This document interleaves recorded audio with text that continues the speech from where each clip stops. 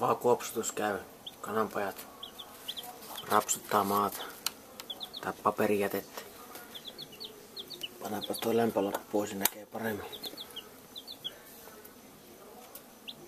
Okei.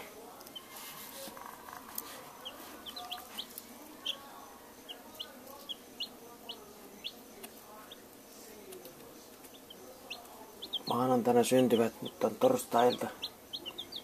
Eli 2. päivä toukokuuta syntyvät, 5. päivä on nyt menossa. Tulivat postissa. Express Mail. Tämmöisessä laatikossa. Siinä on pesämateriaalia vähän. Siinä ne oli. 6 poikasta tuli.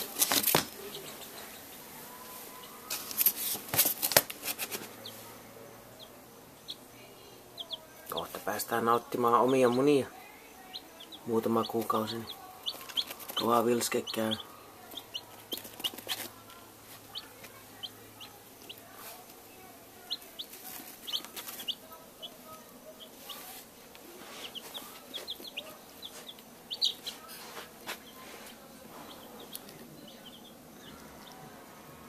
Katsotaan, tulee kukaan juomaan vettä noista. Hyvin ne oppivat heti alussa. 5 minuuttia opetin. Siellä kuopustus käy.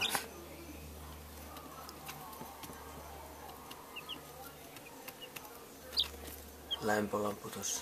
25 watin lamppu. Punainen valo siinä. Se kuulemma vähentää tätä nokkimista. Toistensa nokkimista siis. Kyllä se on kovasti veressä noilla tuo kaaputus ja ruoan etsiminen. Sitähän ne tekee päivät pitkin. Ja ne yrittää lentääkin. Siiventyngät näkyy siellä.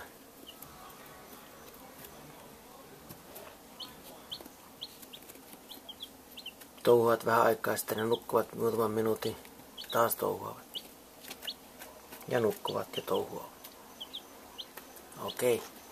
Myöhemmin lisää. Hei.